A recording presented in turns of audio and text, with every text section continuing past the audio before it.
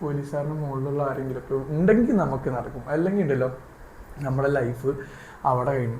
ഞാൻ പറഞ്ഞു അവളെ തല്ലാൻ നിൽക്കണ്ട, ഞാൻ ഇനി ഒരു പരിപാടിക്കും വരുന്നില്ല, ഒന്നിനും വരുന്നില്ല, മെസ്സേജ് അയക്കാനും ഒന്നിനും വരുന്നില്ല. ഹായ്. അപ്പോൾ നമ്മൾ അടുത്ത പാർട്ട് 4 ആയിട്ട് വന്നിരിക്കുവാണ്. അയ്യോ സോറി തോന്നിപ്പോയി. അപ്പോൾ പാർട്ട് 4. അപ്പോൾ അലീന കുവൈറ്റിലെത്തിയിട്ടുള്ള കാര്യങ്ങൾ അലീന പറയട്ടെ. തുമ്മി പോയപ്പോൾ ചീറ്റിപ്പോയി, ഞാൻ ഒലിച്ചുകൊണ്ടിരിക്കും. പറയാം. ഞാനെന്താ ക്ലാസ് പാട്ടിൽ പറഞ്ഞ ഞാൻ കുവൈറ്റിലെത്തി പപ്പനായിട്ടൊക്കെ സംസാരിച്ചിട്ട് ഞാനിനി ഇവന് മെസ്സേജ് കോണ്ടാക്റ്റ് ഒന്നും വെക്കൂല പറഞ്ഞിട്ടുണ്ടായിരുന്നു. അത് കഴിഞ്ഞിട്ട് അതിൻ്റെ നെക്സ്റ്റ് ഡേ രാവിലെ എനിക്ക് ആക്ച്വലി ഞാൻ എൻ്റെ കോളേജിൽ നിന്നല്ലാണ്ട് എക്സ്ട്രാ വേറൊരു കോഴ്സ് എടുത്ത് പഠിക്കണ്ടായിരുന്നു. അതിൻ്റെ ക്ലാസ് ഉണ്ട് പറഞ്ഞിട്ട് എനിക്ക് ഇങ്ങനെ മെസ്സേജ് വന്നു. അപ്പം മമ്മി പറഞ്ഞു അങ്ങനെയാണെങ്കിൽ അതിന് കയറാണ്ടിരിക്കണ്ട, നീ ലാപ്പ് തുറന്ന് അതിന് കയറി പറഞ്ഞു. ഞാൻ ലാപ്പ് ജസ്റ്റ് തുറന്ന് വെച്ചിട്ട് ഒന്ന് കിച്ചണിൽ പോയിട്ട് വന്നതാ. വന്നില്ല, കിച്ചണിൽ നിൽക്കുക അവിടെ. അപ്പോഴത്തേനും ഒച്ചപ്പാടായിട്ട് എൻ്റെ ബ്രദർ അവിടെ നിന്ന് വരാൻ തുടങ്ങി. എന്താ അതിനെ നീ ഇനി മെസ്സേജ് അയക്കില്ല പറഞ്ഞിട്ട്, എന്താ ഞാനൊന്നും കാണില്ല വിചാരിച്ചോ അങ്ങനെ അതൊക്കെ പറഞ്ഞിട്ട്. അപ്പോൾ പപ്പയും ഞെട്ടി. പപ്പ എടുത്ത് ഞാൻ ജസ്റ്റ് നൈറ്റിലെ പറയണേ ഞാൻ ഇനി അങ്ങനെ മെസ്സേജ് അയക്കില്ല, കോണ്ടാക്റ്റ് ഒന്നും കീപ്പ് ചെയ്യില്ല എന്ന്.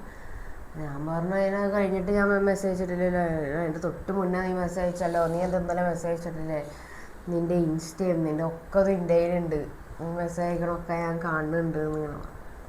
ഓക്കെ ഞാൻ എന്തായാലും ഇന്നലെ പറഞ്ഞു കഴിഞ്ഞിട്ട് മെസ്സേജ് അയച്ചിട്ടില്ലല്ലോ പറഞ്ഞു. പിന്നെ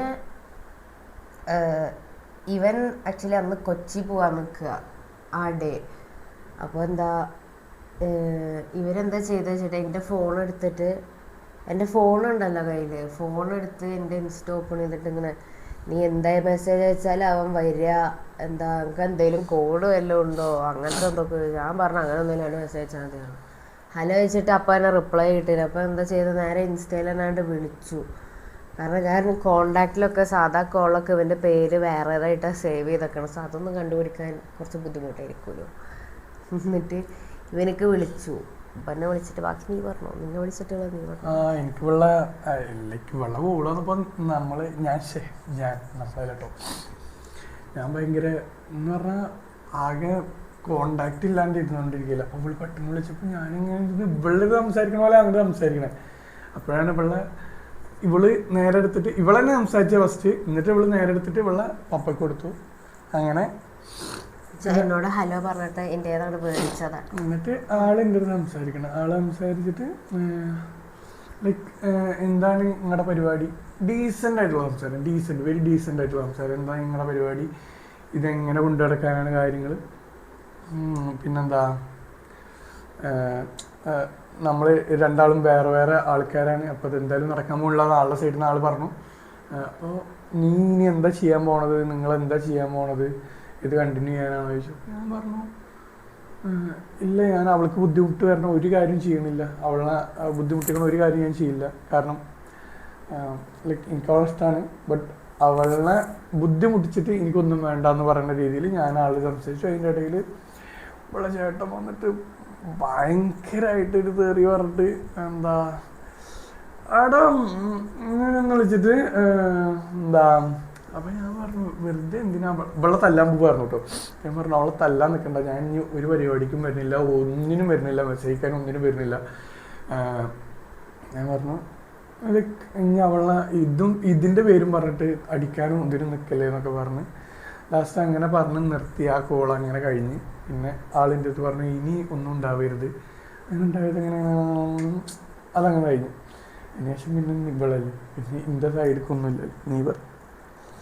പിന്നെ അവിടുന്ന് അങ്ങോട്ട് എനിക്ക് ശോക ജീവിതമായിരുന്നു. ഒരു ഫ്യൂ ഡേയ്സ് ഭയങ്കര ശോകമായിരുന്നു. എന്ന് വെച്ചാൽ ഐ തിങ്ക് അവിടുന്ന് എന്നാ അന്ന് ഞാൻ പറഞ്ഞില്ലേ ഞാൻ കുവൈറ്റ് ലൈക്ക് ഇവിടുന്ന് കുവൈറ്റ് പോയി അന്ന് നൈറ്റല്ല, അതിൻ്റെ നെക്സ്റ്റ് നൈറ്റ് പപ്പനായിട്ട് സംസാരിച്ച് അതിൻ്റെ നെക്സ്റ്റ് ഡേ മോർണിംഗിലേക്ക് എൻ്റെ 3rd ഡേ മോർണിംഗിൽ എന്താ ഈ സംസാരം ഉണ്ടാവണത്. ഇത് കഴിഞ്ഞിട്ട് പിന്നെ എനിക്കൊന്നും ചെയ്യാനില്ല, എൻ്റെ കയ്യിൽ ലാപ്പില്ല, ഫോണില്ല, ഒന്നുമില്ല, ഞാനിങ്ങനെ ഇരിക്കുക, എന്നോട് വലിയ കാര്യത്തിൽ അവരാരും മിണ്ടണമില്ല. നീ എനിക്ക് മെസ്സേജ് അയച്ചു തന്നോ? എനിക്ക് കാണാൻ പറ്റൂലല്ലോ.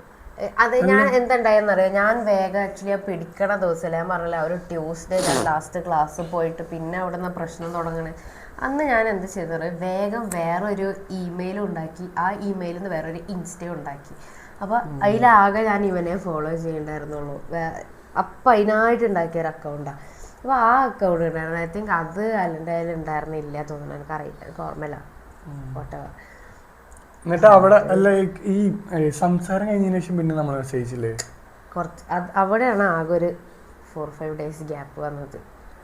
അല്ലെങ്കിൽ എല്ലാ ദിവസവും ഒരു മെസ്സേജ് അങ്ങോട്ട് കൊറേ ടാസ്ക് ആവാൻ തുടങ്ങി എന്ന് പറഞ്ഞാൽ അവൾക്ക് മെസ്സേജ് അയക്കാൻ പറ്റില്ല, ഭയങ്കര ബുദ്ധിമുട്ടായി തുടങ്ങി. അപ്പൊ ഞാൻ എന്ത് ചെയ്തു, നൈസായിട്ട് വെള്ള മെയില്.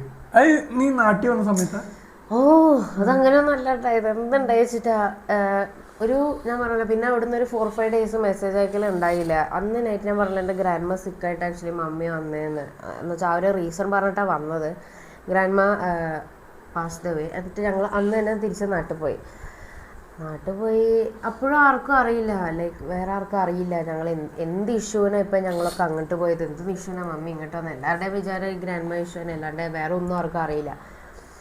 അവൾ നാട്ടിൽ പിന്നെ വന്ന് ഓക്കെ ആയി, വലിയ ഇഷ്യൂ ഉണ്ടായിരുന്നില്ല. പിന്നെ ഐ തിങ്ക് അവിടെ നിന്നൊരു 2nd or 3rd day എന്നോട് പറഞ്ഞു, എൻ്റെ സാധനങ്ങളൊക്കെ ഹോസ്റ്റലിൽ ഇരിക്കാൻ. ഞാൻ പറഞ്ഞു, ഞാൻ ജസ്റ്റ് എൻ്റെ ഫോൺ എടുത്തിട്ട് ഇറങ്ങിയതാണ്. എൻ്റെ ഡ്രസ്സും യൂണിഫോം സാധനങ്ങളൊക്കെ ഹോസ്റ്റലിലാണ്.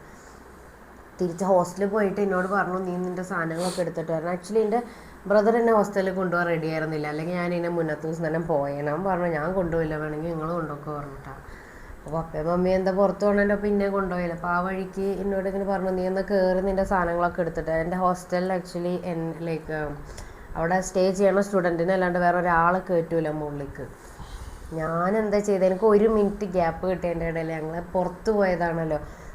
എന്നെ വണ്ടിയിൽ ഇരുത്തിയിട്ട് ഇവർ രണ്ടാളും എന്തോ നോക്കാൻ പോയേക്കാം. അപ്പോൾ മമ്മിയുടെ ഫോൺ ഉണ്ടായി തന്നു. ഞാൻ വേഗം ഇൻസ്റ്റ എടുത്ത് അവിടുന്ന് എൻ്റെ ഒരു ഫ്രണ്ടിന് മെസ്സേജ് അയച്ചു, ഞാനിപ്പോൾ ഒരു 3 ആകുമ്പോഴത്തേനും അങ്ങോട്ട് എത്തും, ഒന്ന് എനിക്ക് ഫോണ് തായോ പറഞ്ഞിട്ട്. എൻ്റെ കയ്യിൽ ഫോണില്ലല്ലോ. അപ്പോൾ അവൾ അപ്പം തന്നെ എനിക്ക് റിപ്ലൈ ചെയ്തു, ഓക്കെ നീ ജസ്റ്റ് വരുമ്പോൾ. ഞാൻ പറഞ്ഞു, നീ ഇതൊക്കെ മെസ്സേജ് ആക്കല്ലേ, മമ്മിയുടെ ആണ് ഇപ്പോൾ പറഞ്ഞിട്ട് പോയി. എന്നിട്ട് ഞാൻ ഹോസ്റ്റലിലെത്തി, ആരുടെയോ ഫോൺ എടുത്തിട്ട് അവൾക്ക് വിളിച്ച്, അവൾ വേഗം വന്ന് അവളുടെ ഫോൺ തന്നിട്ട് അവൾ എൻ്റെ സാധനങ്ങൾ പാക്ക് ചെയ്യാൻ തുടങ്ങി. എന്നിട്ട് എനിക്ക് നമ്പറൊക്കെ ഞാൻ കാണപ്പാടെ പഠിച്ചു അപ്പോഴത്തേനും അവൻ്റെ. അപ്പം എന്നെ വിളിച്ച്, പിന്നെ ആകെ വിഷമമായി. കുറേ ദിവസം കഴിഞ്ഞിട്ടാണ് ലൈക്ക് ഒന്ന് വിളിക്കണം.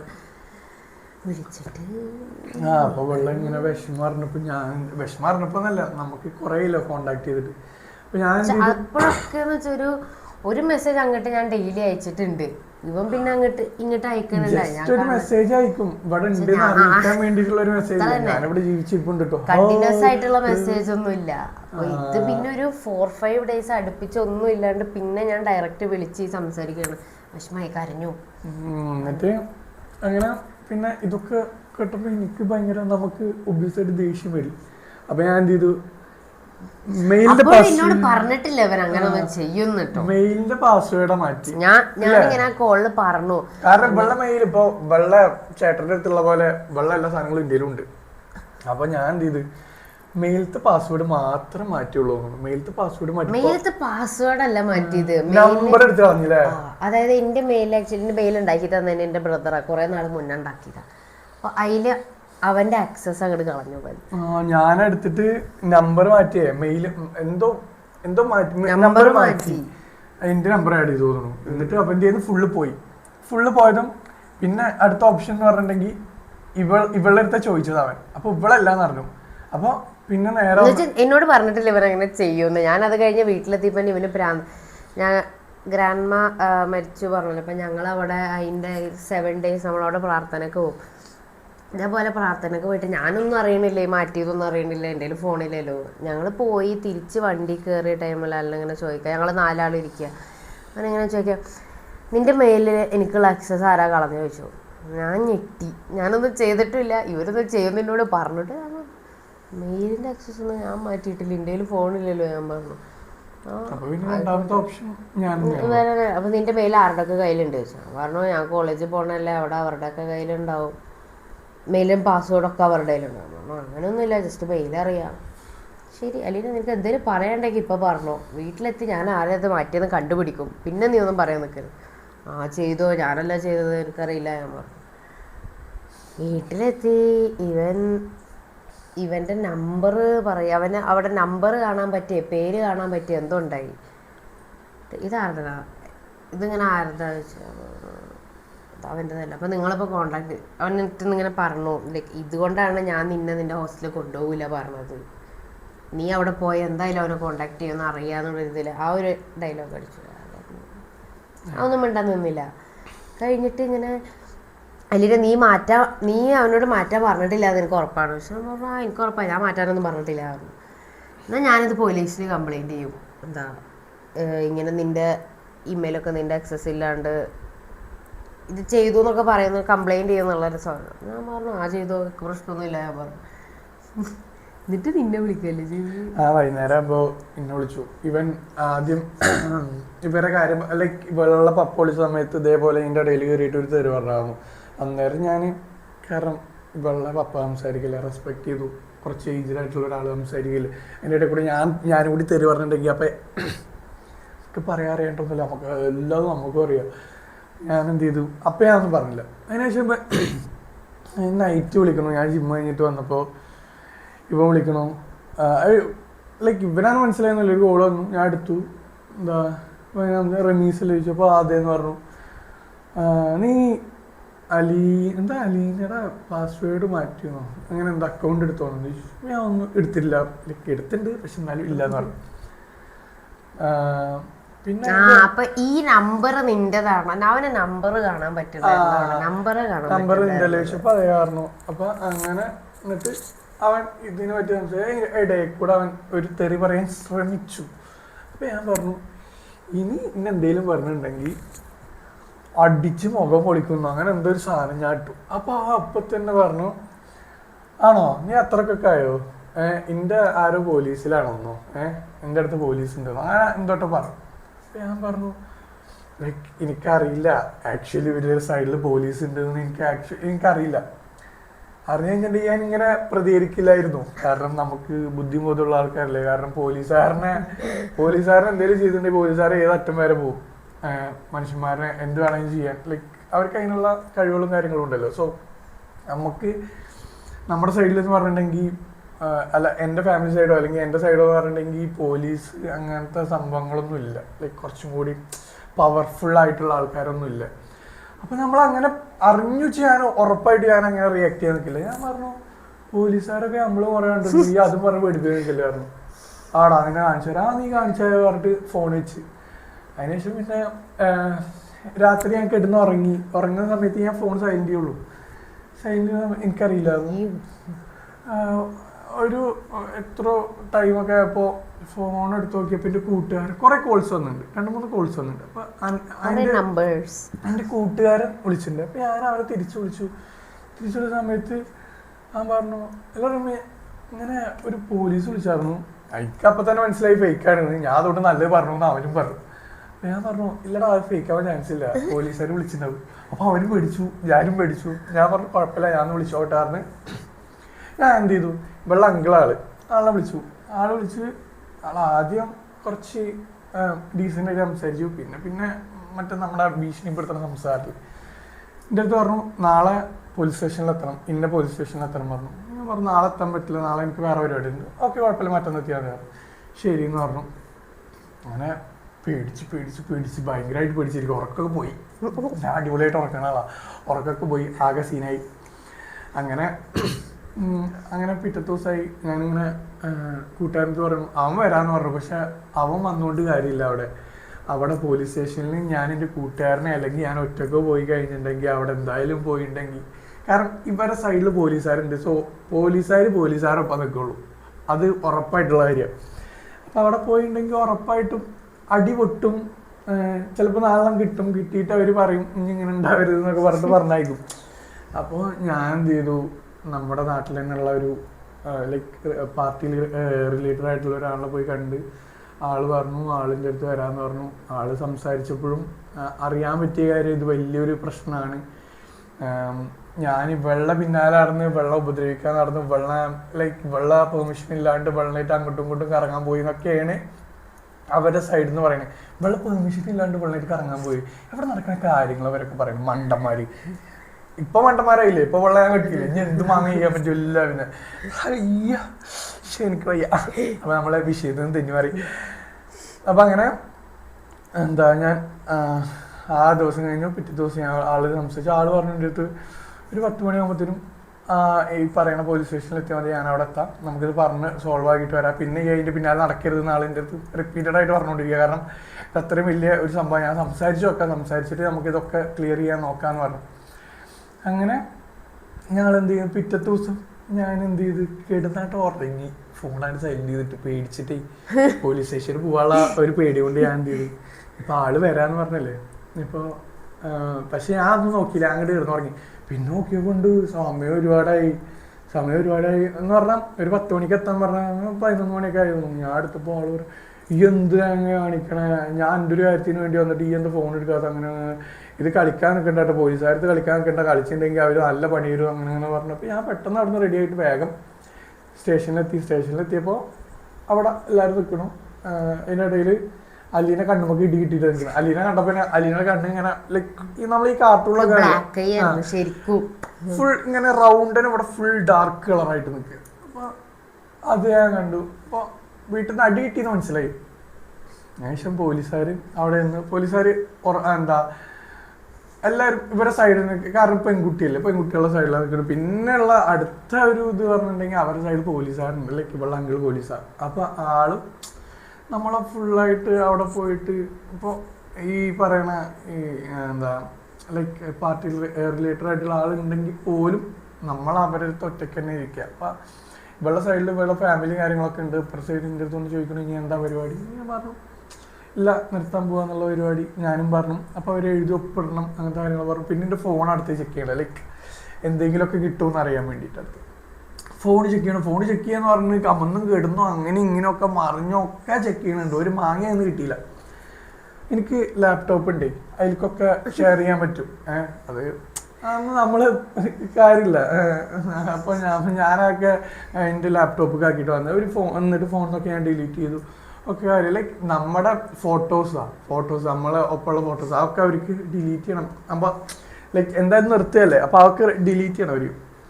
പിന്നെ അതിൻ്റെ ഇടയിൽ കൂടെ വേറെ എന്തെങ്കിലും കിട്ടിയാലോ എന്ന് നോക്കിയിട്ട് അയ്യോ എന്തൊരു നോട്ടാ നോക്കിയാണെന്ന് അറിയോ പോലീസ്. അയ്യോ എടാ സീരിയസ് ആയിട്ടുള്ളതായിരുന്നു. നമ്മുടെ ഫോണൊന്നും മേടിച്ചിട്ട് ഒരു ഇപ്പം ഇത് പെൺകുട്ടി അതിൻ്റെ റിലേറ്റഡ് ആയിട്ട്, കാരണം ഇപ്പം ഞാൻ നിർത്തി പോയാലും അതിൻ്റെ ഇടയിൽ വേറെ എന്തെങ്കിലും എൻ്റെ കയ്യിലുണ്ടെങ്കിൽ അതും പിടിച്ച് ഭീഷണിപ്പെടുത്തിയാലെന്നുള്ള രീതിക്കാണ്. വട്ടവർ അതൊന്നും കിട്ടിയില്ല. പക്ഷെ അവർ കുറേ കിടന്ന് മെനക്കെട്ടു. സൈബർ സെല്ല് അയക്കണമെന്നോ അല്ലേ അങ്ങനെ പറഞ്ഞു, ഫോൺ അവിടെ വെക്കണം എന്നൊക്കെ പറഞ്ഞു. ലാസ്റ്റ് അവിടെ ഒരു വേറൊരു പോലീസുകാരൻ ആൾ പറഞ്ഞു ഇല്ല നിങ്ങൾ വിളിച്ച് സംസാരിച്ച് നോക്കി, ശരി എന്താ അവരിങ്ങനെ ഫോണ് കിട്ടിക്കഴിഞ്ഞാൽ എന്തെങ്കിലും നടക്കുമെന്ന് ചോദിച്ചു നോക്കുകയായിരുന്നു സൈബർക്ക്.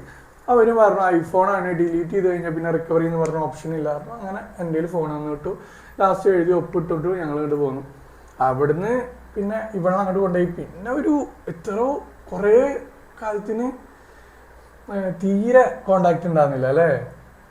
എനിക്കൊരു ഇത് ഉണ്ടായിരുന്നില്ല അങ്ങോട്ട് കോണ്ടാക്ട് ചെയ്യാൻ. അയ്യോ കാല് വേദന തരിച്ചു പോയി ഇരുന്നിരുന്നത്. ഇതില് ഇവനീ പറഞ്ഞതിന്റെ ഇടയില് ഇന്റെ ഭാഗത്തും ആക്ച്വലി കുറേ നടന്നിട്ടുണ്ട് എൻ്റെ സൈഡിൽ. അതായത് എനിക്ക് അപ്പോഴാണ് ഇവൻ ഈ കോൾ ചെയ്ത് കഴിഞ്ഞിട്ടാണ് എനിക്ക് ഒരു അടിയും ഒരു ഇടിയും കിട്ടണം എൻ്റെ കണ്ണുമുക്ക്. എൻ്റെ കണ്ണ് ഇവിടെ ലൈക്ക് ഈ ഭാഗത്ത് എൻ്റെ സ്പെക്ക് തെറിച്ചു പോയി ആദ്യത്തെ അടി. അതിനൊക്കെ അവിടെ കിടന്ന് പറഞ്ഞു, പോലീസുകാരത്ത് പറഞ്ഞു എന്ത് സാറേ നിങ്ങൾ കണ്ടില്ല അവളെ മുഖത്തൊക്കെ എന്ത് ഇടിയായിട്ടേക്കുന്നത്. നമ്മള് ഈ പ്രായത്തിലുള്ള ആൾക്കാരാകുമ്പോ എന്തായാലും റിലേഷനും കാര്യങ്ങളൊക്കെ ഉണ്ടാവും.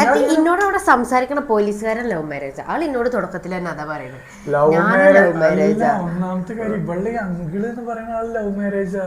ആ പോലീസാന്ന് പറയുന്ന അങ്കിൾ ലവ് മാരേജാ. ഇവരൊക്കെ എന്നിട്ട് എന്താ സംഭവം മനസ്സിലാവത്ത്. വട്ടവർ അവരുടെ ലൈഫിൽ എന്തെങ്കിലും ഭയങ്കര ബുദ്ധിമുട്ടുള്ള കാര്യങ്ങളുണ്ടാവും, അതുകൊണ്ടാവും റിലേറ്റ് ചെയ്ത് ഇങ്ങനെ പറയുന്നത്. വട്ടവർ അതൊന്നും നമ്മൾ അന്വേഷിക്കേണ്ട കാര്യമില്ല. അപ്പോൾ എവിടെ പറഞ്ഞത്. അപ്പൊ ഇങ്ങനെയാണ് കാര്യങ്ങൾ. ഇവിടെ തല്ലിയ കാര്യങ്ങളൊക്കെ ഞാൻ പറഞ്ഞു എന്ത് അങ്ങനൊക്കെ അടിക്കാൻ പാടും, കണ്ണ് പോയി കഴിഞ്ഞവരെന്താ ചെയ്യുക. അപ്പൊ അവര് പറയണത് അത് അവരുടെ വീട്ടിൽ അവരുടെ മക്കള് അവരെന്ത് വേണമെന്ന് ചെയ്തു, അതിനൊന്നും ചെയ്യാല്ലോ. ശരി അപ്പൊ എനിക്ക് വേറെ വോയിസ് ഇല്ലല്ലോ. ഞാൻ ശരി, അതിനുശേഷം നമ്മളിത് പറഞ്ഞ് നിർത്തി പോകുന്നു. എന്ന് പറഞ്ഞാൽ എന്നെയാണ് അവിടെ ഏറ്റവും കൂടുതൽ ഇവര് പോലീസ് ഫാമിലി ആണല്ലോ. സോ ഇവര് പെട്ടെന്ന് കഴിയണം. ഞാൻ വന്നു, ഇവരെ കാര്യം കഴിഞ്ഞു, ഇവര് പോയി. പക്ഷെ എന്നെ മാക്സിമം അവിടെ എത്ര നേരം പിടിച്ചിരുത്താൻ പറ്റുമോ അത്ര നേരം പിടിച്ചിരുത്തി ഓരോന്ന് പറഞ്ഞ് പേടിപ്പിക്കുകയോ ഭീഷണിപ്പെടുത്തലൊക്കെ ഉണ്ടായിരുന്നു കേട്ടോ. ഇനിയെങ്ങാനും വന്നു കഴിഞ്ഞിട്ടുണ്ടെങ്കിൽ ഇപ്പോൾ ആ കുട്ടി പറഞ്ഞുകൊണ്ട് മാത്രമാണ് നിന്നെ വെറുതെ വിടണത്. അല്ലെങ്കിൽ മോനെ നിന്നുണ്ടല്ലോ എങ്ങനെ പൂട്ടണം എന്ന് എനിക്കറിയാം. എടാ ഈ പോലീസുകാരുടെ വിഷയം എന്ന് പറഞ്ഞിട്ടുണ്ടെങ്കിലോ ഭയങ്കരമായിട്ട് ഭീഷണിപ്പെടുത്താൻ പറയും. എന്തെങ്കിലും ഒരു കാര്യം നമ്മുടെ ഭാഗത്തു നിന്ന് ഉണ്ടായി കഴിഞ്ഞാൽ ഫ്രസ്ട്രേഷൻ തീർക്കാനും എന്ന് പറഞ്ഞാൽ എല്ലാ വഴിക്കും അവർ നമ്മളായിട്ട് പൂട്ടാൻ നോക്കും. ഒന്നും ചെയ്യാൻ പറ്റില്ല. നമുക്ക് അതിനുള്ള എന്താ പറയുക കഴിവോ അല്ലെങ്കിൽ നമ്മുടെ സൈഡിൽ പോലീസുകാരുടെ മുകളിലുള്ള ആരെങ്കിലും ഒക്കെ ഉണ്ടെങ്കിൽ നമുക്ക് നടക്കും. അല്ലെങ്കിൽ ഉണ്ടല്ലോ നമ്മുടെ ലൈഫ് അവിടെ കഴിഞ്ഞു. ഞാൻ പറയുകയാണെങ്കിൽ ഇപ്പോൾ 20 minutes ആയി. നമുക്ക് ഇപ്പോൾ ഇവിടെ നിർത്താം. എന്നിട്ട് ബാലൻസ് ഉള്ളത് നെക്സ്റ്റ് ഇനി ഇവളുടെ സൈഡിലുള്ളത് ഇവള് പറയട്ടെ, അത് അടുത്ത ഭാഗത്തിൽ വരും. അതിന് ശേഷം പിന്നെ നമ്മുടെ അടുത്തത് പറഞ്ഞത് നമ്മൾ പോകും ബൈക്ക്. അപ്പോൾ എല്ലാവരും ഹാപ്പി ആയിട്ടിരിക്കുക. എപ്പോഴും പറയണം എല്ലാവരും ഹാപ്പി ആയിട്ടിരിക്കുക. ഇതൊക്കെ ഞങ്ങളുടെ ലൈഫിലാർന്നൊരു പാർട്ട് പറയണുള്ളൂ. ഇതൊന്നും കിട്ടും നിങ്ങൾ ടെൻഷൻ അടിക്കാനൊക്കെ ഉണ്ട്. ഞങ്ങൾ കുറച്ച് കഴിഞ്ഞ ഞങ്ങൾ കറന്റ് നല്ല ഹാപ്പി ആയിട്ട് അടിപൊളിയായിട്ട് പോകുന്നത്. ഇപ്പൊ ഞങ്ങൾ പുറത്തു പോകുന്നത് കണ്ട മാച്ചിങ് ഡ്രസ്സൊക്കെ. ഫുൾ മാച്ചിങ് ആയിട്ട് എപ്പോഴും. അപ്പൊ എല്ലാവരും ഹാപ്പി ആയിട്ടിരിക്കുക.